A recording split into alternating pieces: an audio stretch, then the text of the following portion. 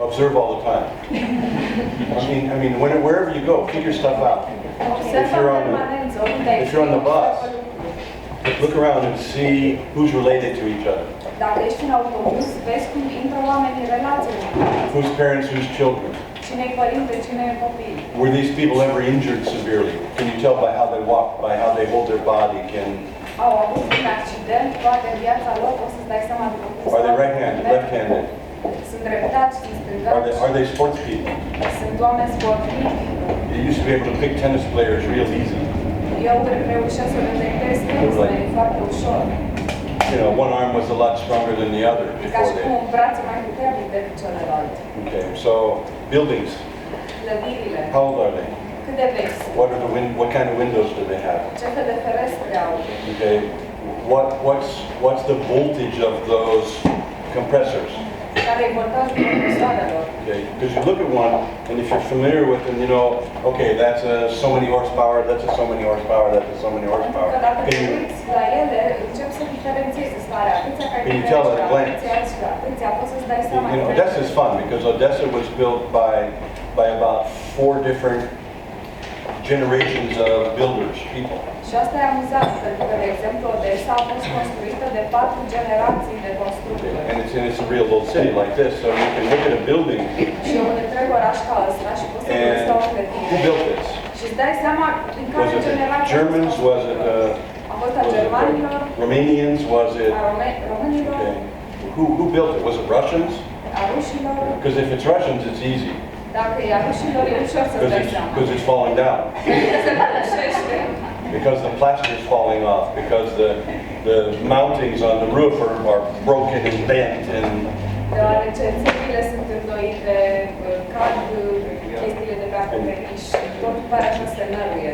During the late part of the the Great Patriotic War, the German prisoners were used to build a lot of buildings in Odessa.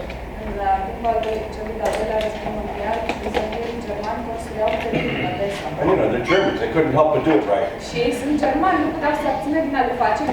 So those buildings are the best buildings in Odessa. But it's very easy to recognize them because of the way the cement is formed around the windows, because of how deep set the windows are, and so forth.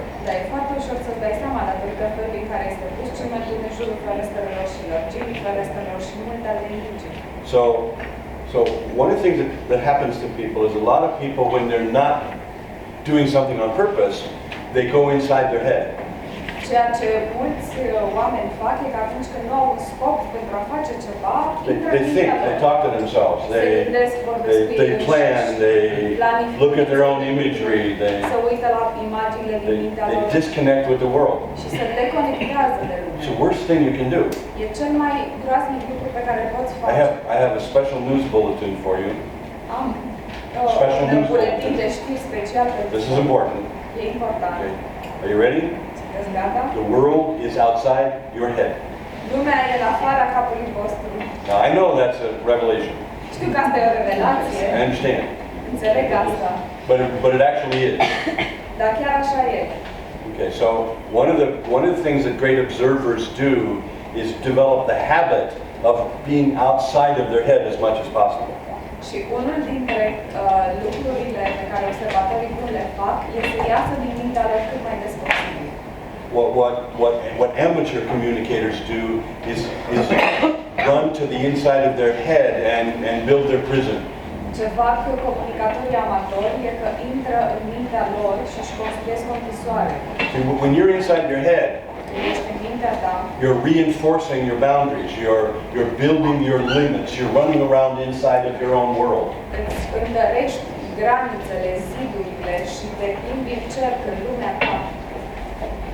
And the more time you spend inside your own world, the more boundaries you have, the more limits you have, the more restrictions you have.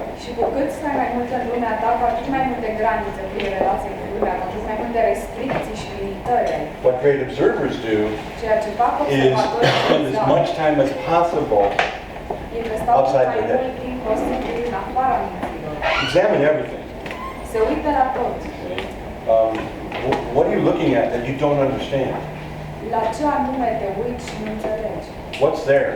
Ce e acolo față de In Odessa, for example, or in Moscow, or in any of these old Russian cities, în Odessa sau în Moscova și în toate orașele rusești there's vechi. 4 or 5 different kinds of glass Sunt 4 sau 5 tipuri diferite de in sticlă windows in buildings. când e vorba de ferestrele clădirilor. And each kind of glass looks different. Și fiecare tip de sticlă arată diferit. Is this 1800 glass? Este sticlă de 800. Because 1800 glass was poured, De din 1800. okay, and it's not flat. It's wavy Face un fel de valuri, nu este perfect netedă. because it dried without being pressed. Pentru că se usca fără să fie presată. Okay, well when you look through it, you can see that it has waves. Când te uiți prin acel tip de sticlă, vezi care aceste Oh. valuri. So that's late 1800 glass. Deci este sticlă din 1800 și Okay, good old Soviet glass sticlă, is geamuri early sovietice 1900s. din 1900 și It's thin as hell, e foarte subțire, cel mai subțire. but it has a really strong reflective nature. It reflects light very, very strongly. Dar are o natură reflexivă foarte puternică, reflectă lumina. And it's so thin that it lets the cold and the heat go through it really fast. Dar e atât de subțire încât căldura și frigul traversează So foarte it's repede. terrible for insulation. It's terrible for protecting a building from the Și nu heat te or the cold. protejează nici de frig, nici de căldură și poți să faci izolație dacă stai But prea. it has a particular look. Dar arată într-un anume fel. And when you're driving by in the car, Și când conduci, can you name which of the 5 kinds of glass is in those windows? poți să-ți dai seama foarte repede care din cele 5 You tipuri understand? de geamuri You're sunt în practicing acele clădiri. constantly. Practicați constant observarea. And guys, your observation skills are the key to everything else that you do. Abilitățile voastre de observator sunt cele mai importante Everything. în tot ce faceți. Tot. Okay, all of your skills, all of your techniques, all of your strategies Toate are all abilitățile, toate tehnicile voastre, toate worthless strategiile n-au nicio valoare and irrelevant și sunt irelevante if they're not used at the right moment for the right person. dacă nu sunt folosite la momentul potrivit pentru persoana potrivită. Do you understand? Înțelegeți? So timing is everything. A te acorda momentul este esențial. And timing totally depends upon observation. Și asta depinde foarte mult de capacitatea de observare. I have a small video that I do, and it's called The 3 Rules of Professional Communication. Și am un filmuleț care se numește Cele 3 reguli ale comunicatorilor. Observe, Să observ, observe, să observ, observe. să observ. Okay. And if it's on YouTube and stuff. E pe YouTube. And it's in English and Russian, so it's in English also. Engleză și rusă și puteți să-l auziți în engleză. But it's absolutely accurate. And if you can't observe, Dacă nu puteți să observați, I'm working with a young woman, lucrez cu o tânără. and she's a drug addict. She's in a treatment program. Ea este dependentă de droguri. Her name is Frederica. Program de tratament. Her street name is Freddie. Și numele ei de stradă e Freddy. She's a black girl. E o nevestă. She fights for drug money.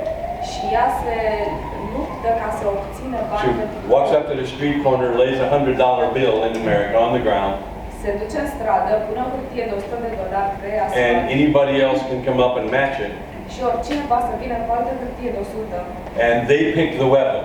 și ei aleg arma cu care Or să no weapon. da, sau She doesn't care. ei nu-i pasă. And the person who's standing up, when it's over, takes the money. Și persoana care rămâne în picioare după ce s-a terminat lupta ia banii. She fights men, she fights horses, she fights anything. Se luptă cu bărbați, se luptă cu cai, se luptă cu And orice. this girl has not lost, Și nu a ever. pierdut niciodată. And that's her reputation. Freddie doesn't lose. Și asta e reputația ei, Freddy. Now, she's strong, she's scarred all over, she's, E puternică, e plină de she's cicatrici. broken every bone, she's been Și-a rupt cut toate horribly, oasele, a fost tăiată, but, modul she's an animal, she doesn't lose. Dar ea e un animal, nu pierde But she's also a niciodată. heroin addict. Dar e de asemenea de So she's in treatment. And I watched her talk about her experience of needing a shot and hurting and getting ready to fight. Și am auzit-o vorbim despre experiența ei de a avea nevoie de drog, de injecția cu heroină și de a se duce acolo să lupte pentru a-și procura satisfacția asta. And I noticed at one moment when she's talking about it, she calibrates very strongly for a moment, just kind of. Și în momentul în care vorbește despre asta, are o calibrare foarte puternică. I would call that she looks cold. Și aș spune că aș numi asta că arată rece. Just for a moment. Because she's in treatment, she's trying to get her life together, Pentru că e în tratament, încearcă să se lasă de droguri, vrea să-și adune resursele. Now, what do I know about this girl? In that situation, ce știu despre fata asta în această she's afraid of nothing. Nu este teamă de nimic. Nothing. De nimic. Nothing. You understand? Okay, and I'm certainly not, I don't want to see that calibration coming at me. Și nu vreau să văd calibrarea asta când e relație cu mine. So this is you can call that a craziness or you can call that a resource. Poți numi asta nebunie sau poți numi asta resursă. So one of the things we did in the treatment program was take the kids to what's called a ropes course. Ropes course out in the country where you climb up in the trees and you go Ce from. facem în programul de recuperare cu dependenții de drog e că îi ducem să facă cățărări pe coardă. You learn to deal with high stress. Și înveți în felul ăsta să te confrunți cu situații de stres. Because a lot of the exercises are way up high in the trees and you're walking on cables and pentru că multe din exerciții sunt pe copaci foarte înalți, trebuie să te urci pe niște cabluri și unii sunt foarte speriați. So it turns out Frederica is scared to death of heights. Și am aflat că ea are o teamă teribilă de înălțime. Terrified. Este absolut here's this girl, she is so strong. Și o vezi pe tipa asta foarte puternică. So physical. Atât de determinată și she's holding on to these cables with a death grip. Și cum se ține de cablurile astea absolut. And she's going to do it, so she gets to the very highest point in the course. Spune că vrea să facă și ajunge la vârful. And she's on a telephone pole way up in the air. E undeva sus de tot. With a little tiny wooden platform on the top. Și are o mică platformă de lemn la bază. And she's supposed to grab a trapeze handle. Și ar trebui să se prindă de and there's one cable that leads way down across the valley to someplace else, right?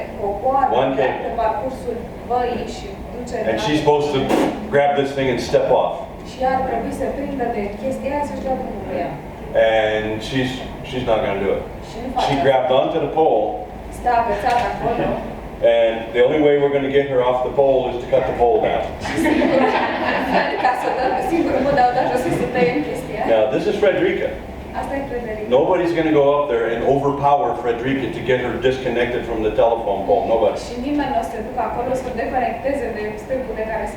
And people are going to go, what the hell are we going to do? I mean, you can't cut the pole down. But she's like, and she's sweating and she's terrified. So I climb up the course and I get up and I'm right next to her. I'm certainly not going to touch her. Because I know what calibration comes after that. No thank you. So I start talking to her calmly. Get her to breathe some. So she's breathing. And I looked at her and I said, you know you can do this. She said, no, I can't. And I said, when the $100 bill hits the ground, do you run away? And I looked at her like that. She looked at me. She went like that. And she grabbed the trapeze and jumped. Boom. Gone. All the way down the hill, she's screaming, ah!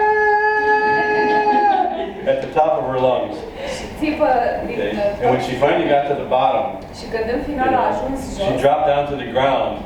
She went to the nearest tree and held on to it and kissed it. And then she's really happy. She's proud of it. I did it. So then I took the next line and I jumped and I went down and I hugged her and I told her I was proud of her and so forth, right? So about a month later, I walk into one of the groups that's going on, and Frederica's trying to open up about something that's really important to her that she just could not get out.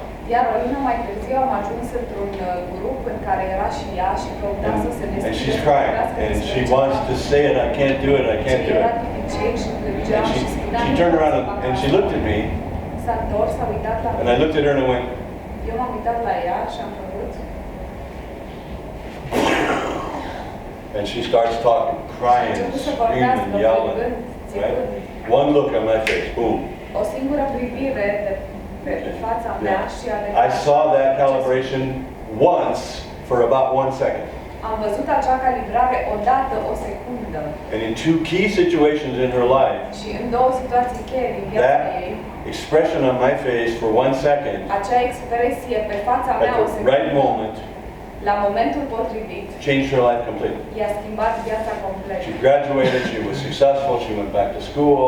A reușit să-și termine studiile, să se întoarcă la școală. What if I'd missed that calibration? What if I Ce s-ar hadn't fi noticed? întâmplat dacă nu aș fi observat acea calibrare? Another woman in treatment. Încă o femeie în Okay. terapie. She was a prostitute for years. A fost prostituată. She got too fat and ugly to be a prostitute.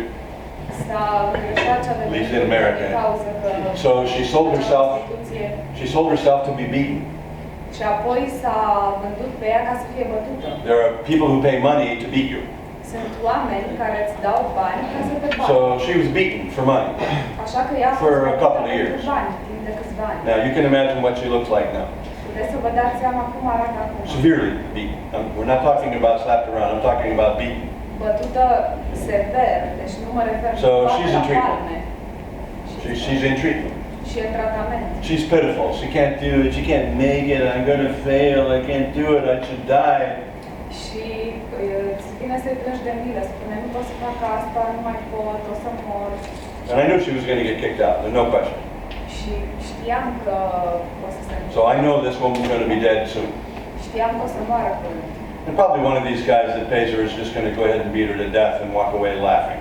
E posibil ca unul din tipii ăștia care o plătesc ca să Because fie that's usually what bătută, happens să to o those girls. în bătaie și apoi să plece râzând de acolo. So she's pitiful. She can't do it. I hate myself. I'm not worth anything.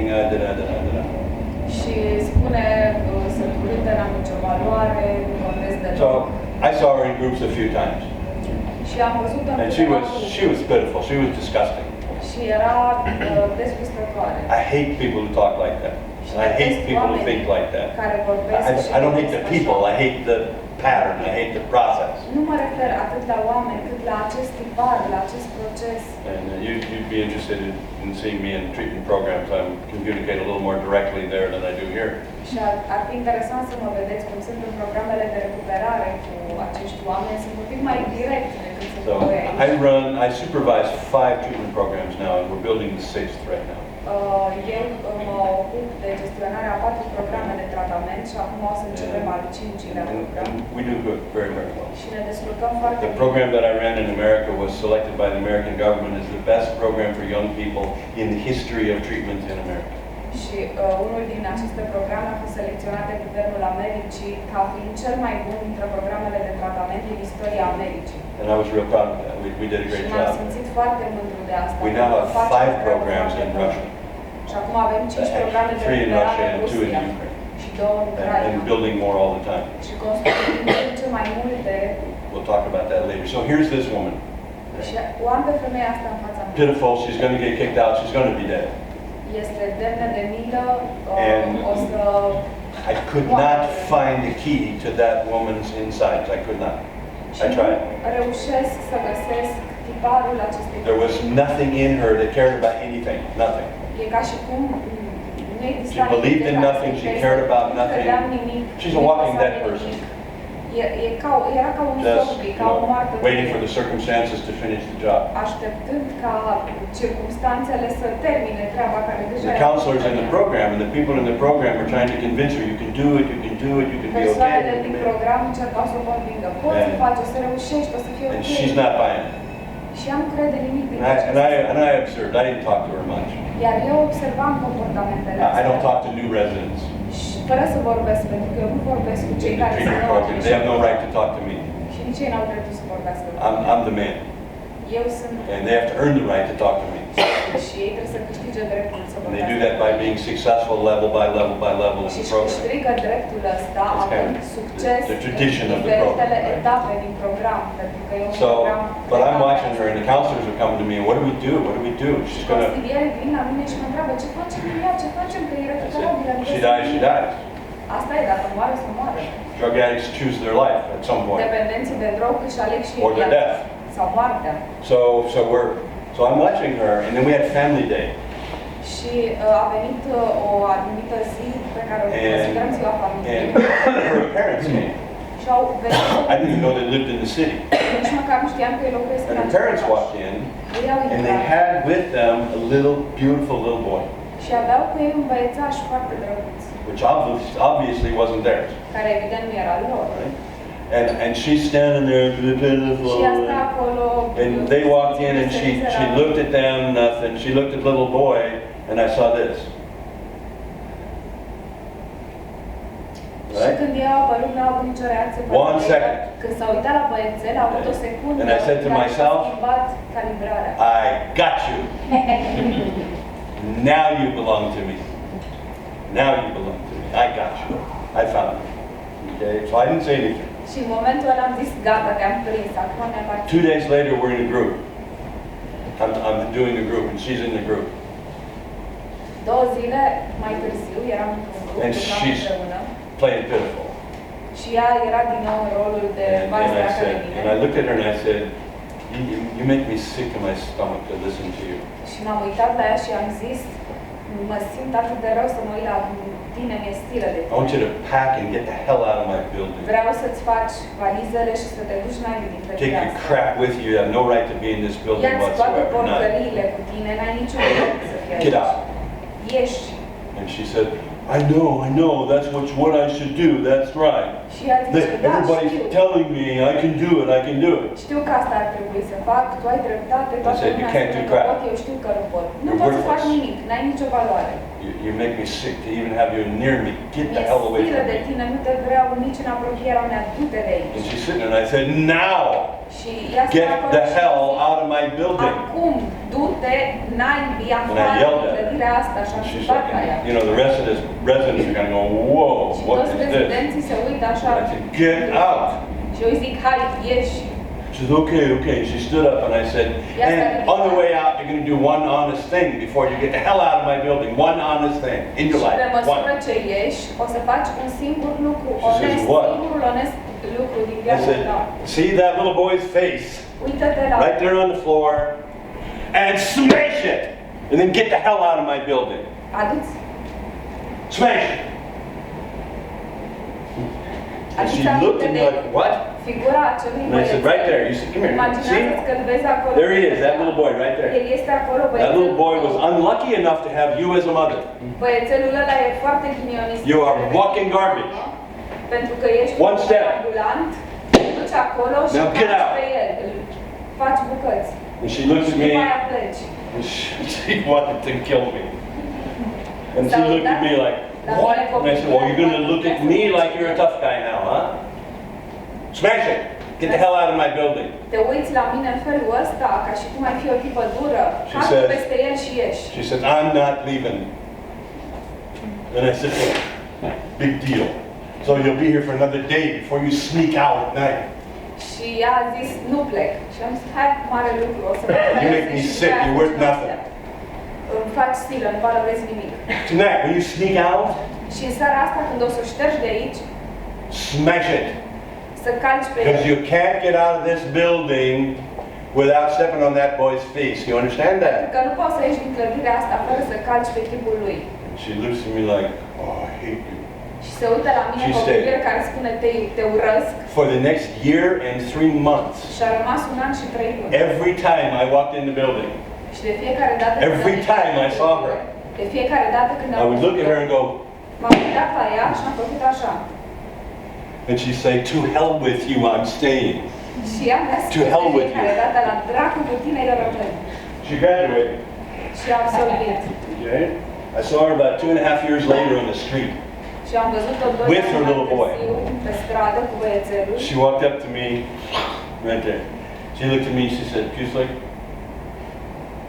A venit către mine, s-a uitat la mine și I mi-a hate zis, you more than any son of a bitch in this world.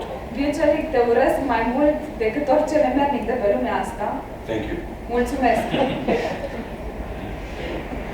One observation. Un singur moment de One observare. second. O secundă. If I'd have missed that, she'd be dead today. Dacă aș fi pierdut asta, ar fi fost moartă azi. And that little boy would not have one. Iar băiețelul acela nu ar mai fi avut One observation. o singură clipă de observare. You understand how important that is? Vă dați seama cât de importantă e. Your observation skills are the key to everything else.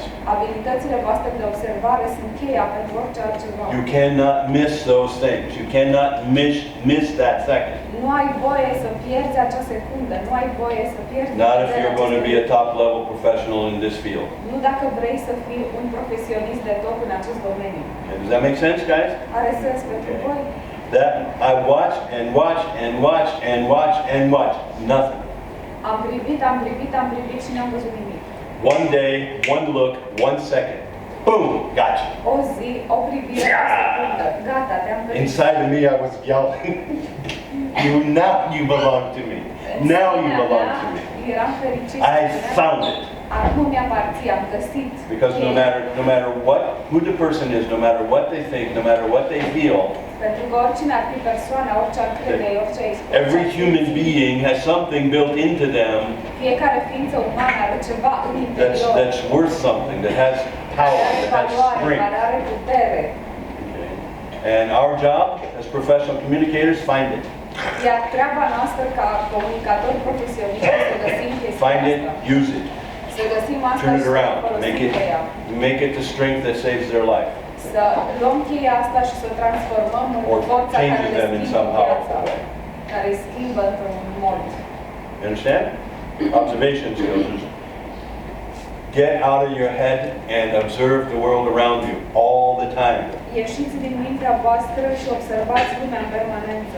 Every minute you spend in your head Fiecare minut pe care îl petreci în capul tău is, in most cases, wasted time. este Worse than wasted pierdut. E mai rău decât fi pierdut. You're missing the world. Pierzi lumea din care... You're missing the magic. Pierzi magia. You're missing the beauty of all these incredible people all around you. Pierzi frumusețea incredibilă a acestor oameni care sunt în jurul tău. So, play, practice. Jucați-vă cu asta, Observe. exersați, observați. What are the 6 calibrations on the guy on the bus in front of you? Care sunt cele 6 calibrări ale tipului din autobuz din fața voastră? Profesia lui. Okay, well, are they right-handed, left-handed? Este îndreptace sau stângace? Guys, what are you doing? Ce faceți? Get out there. Ieșiți în lume. Go play. Jucați-vă It's cu really asta. fun. E amuzant. Especially when you start to do supermarket therapy. Mai ales când faci terapie la supermarket. Okay, that's really fun. Asta chiar e amuzant. You know, a mother and her child are having an argument. O mamă și copilul ei se ceartă. And with this minor expressions on your face, you get them both comfortable with each other. Și cu o singură expresie de pe fața ta poți să-i împaci. While you're looking at the frosted flakes or whatever. Când te uiți la alimentele congelate. Beautiful. E minunat. Okay. Help somebody deal with the clatter or the crisis in their head. Poți să ajuți pe cineva să se confrunte cu ceața din mintea. They're sitting next to you on the bus. Stă lângă tine în autobuz. And they don't know you're doing anything. Și nu știe că tu faci But you can ceva. see them thinking. Dar tu poți să vezi cum persoana se gândește. Okay, join. Alătură-te. Match it a little bit. And then Fă un pic de pacing cu asta. you see them do the same. Watch. Și apoi vedeți că ei și ei fac la fel. You just went, well, that's it. Okay, now you tell them, well, try the difference, try the options. And you go, Încerci diferite opțiuni and they do the same. și ei fac la fel. Completely unconscious of what's going on Complet around them. inconștient. Only now they go, Doar că acum, and what do? și ce faci? I was sitting in the airport in San Francisco, getting ready to take a flight to Russia. Stăteam în aeroport în San Francisco și mă pregăteam să iau avionul Before I spoke any Russian at all. înainte să vorbesc vreun And there's two guys, Russian guys, sitting across from me in the lobby, and they're arguing with each other. Și erau în fața mea doi ruși care se certau. I don't know about what, but they were arguing. Habar n-aveam ce spunea acolo. So I decided to help one win. Și am hotărât să-l ajut pe unul să You câștige. know, I'm looking at the magazine, right? Eu mă uitam în revistă. And every time this guy says something, Și de fiecare I do dată this. când tipul ăsta spune ceva, eu fac așa. Every time this guy says something, I do this. Fiecare dată când tipul ăla face ceva, fac așa. This guy says something. Tipul ăsta spune. This guy's talking, and I look at him, and I do this going. And this guy, see, he starts getting stronger, and he starts getting louder, and I'm going.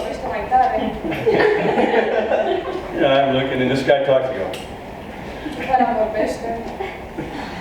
You know, pretty soon my guy wins. Okay, good. I don't know what they were talking about. So then my guy gets up.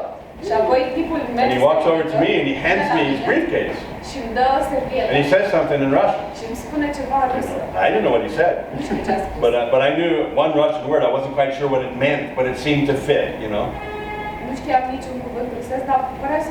So I said, "Конечно."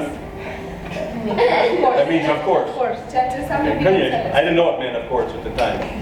But I knew it meant something, you know, that made sense here, right?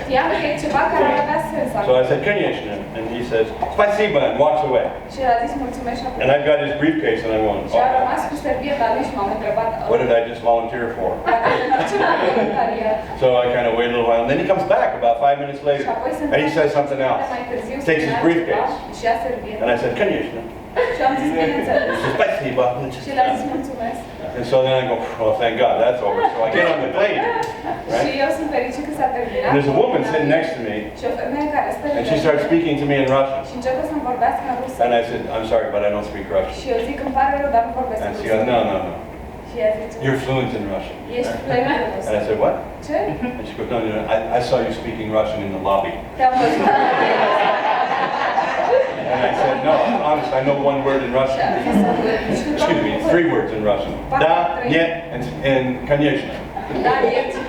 And I only know what 2 of those mean. And she goes, "No, no, no, no, you're fluent." So we had a 9.5-hour flight. She spoke to me in Russian the entire time. So finally I said, "Okay."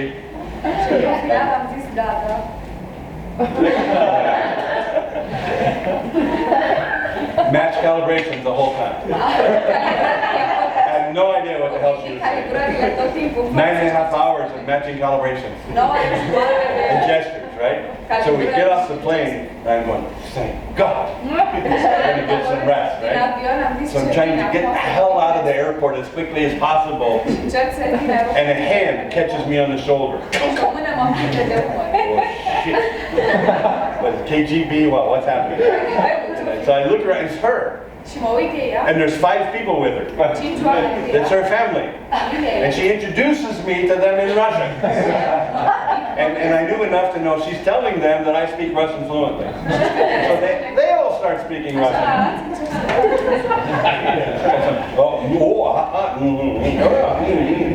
You know, so finally I escaped.